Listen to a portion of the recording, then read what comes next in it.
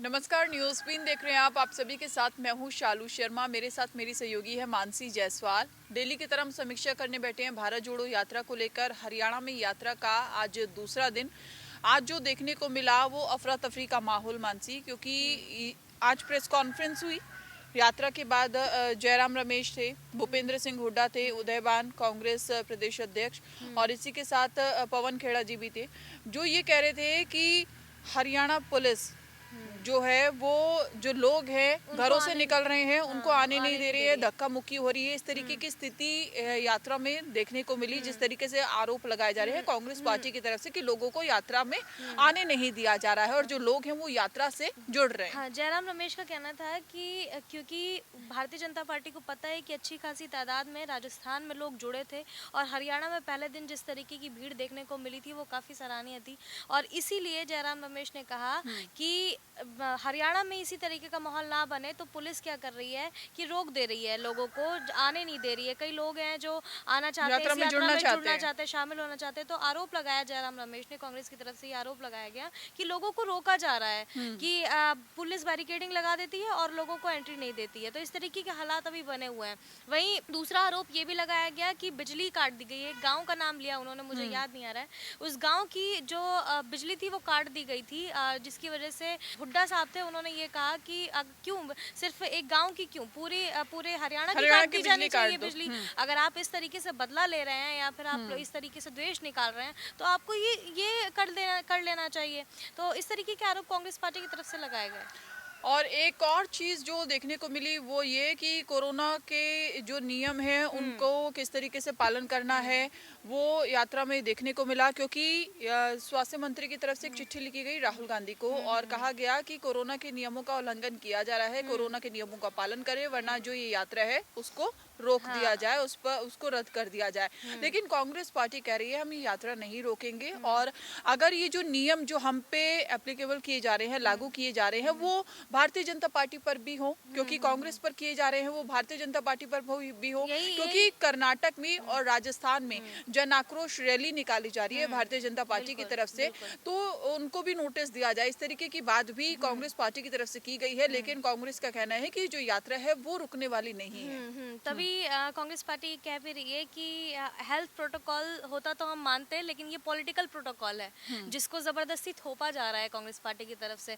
अगर नरेंद्र मोदी अपनी गुजरात में रैलियां कर रहे हैं, सब कुछ कर रहे हैं, लेकिन मनसुख मंडाविया ने जो स्वास्थ्य मंत्री हैं उन्होंने आरोप लगाया कि सिर्फ भारत जोड़ो यात्रा में जो लोग शामिल हो रहे हैं उसकी वजह से ये कोरोना फैल रहा है। और उन्होंने हिमाचल के सीएम का भी नाम लिया कि उन्होंने कहा कि जब यात्रा में शामिल हुए उसके बाद ही वो कोरोना संक्रमित हो गए। तो इस तरीके के आरोप भारतीय जनता पार्टी की तरफ से लगाए जा रहे हैं और कांग्रेस पार्टी उसका पलटवार कर भी रही है।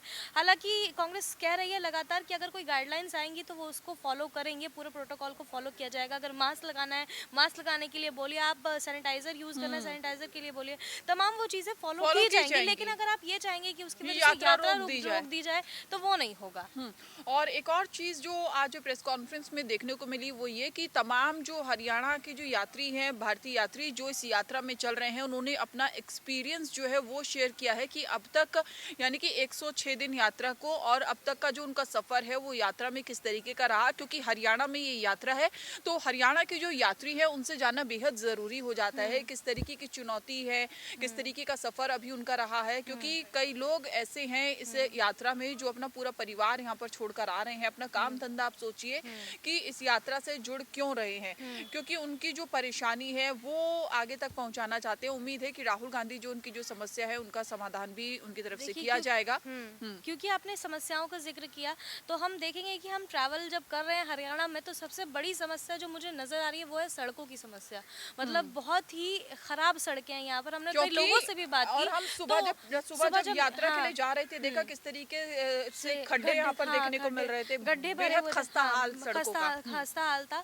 तो इस तरीके के हालात देखने को मिले। दूसरा बिजली की समस्या भी है और तीसरा सबसे बड़ी जो समस्या है वो बेरोजगारी की समस्या है। हरियाणा पहले नंबर पे आ गया है, बेरोजगारी के चरम पर है। और इसीलिए जब मैंने सवाल किया भूपेंद्र हुड्डा से तो उन्होंने ये कहा कि जो भाजपा ने जो जिन नीतियों के तहत जो योजनाएं लेकर के आई है उसकी वजह से काफ़ी ज़्यादा लोगों को परेशानियां हो रही हैं स्कूल में, और बाकी तमाम जो भर्तियां हैं वो नहीं हो पा रही हैं, जिसकी वजह से बेरोजगारी फैल रही है। लेकिन कांग्रेस पार्टी जब आएगी तो इन सब समस्याओं पर काम किया जाएगा और बेरोजगारी जो पहले नंबर पर आ गई है उसको वो सुधार करने की कोशिश करेंगे। बिल्कुल। और भूपेंद्र हुड्डा से आज मैंने इंटरव्यू लिया था, उसमें मैंने एक सवाल भी यहाँ पर उठाया था। पूरा इंटरव्यू आप हमारे चैनल पर देख सकते हैं कि संगठन को मजबूत करने के इरादे से कांग्रेस पार्टी यानी कि राहुल गांधी निकले हैं, लेकिन हरियाणा में जो संगठन के पद हैं वो काफी सालों से खाली पड़े हुए हैं। तो सवाल यहाँ पर ये भी था कि क्या ये जो संगठन के पद खाली पड़े हुए हैं क्या उनको जल्द से जल्द भर दिया जाएगा? तो उनका जो जवाब था मैं खुद नहीं बताऊंगी, आप चैनल पर जरूर सुनिएगा और पूरा इंटरव्यू देखिएगा। और आप लोगों की अगर कोई सुझाव है तो हमें कमेंट बॉक्स में कमेंट करके बता सकते हैं। बिल्कुल, आप अपने सुझाव हमें कमेंट बॉक्स में ज़रूर बताएं, क्योंकि आपकी जो राय है हमारे लिए बेहद महत्वपूर्ण है।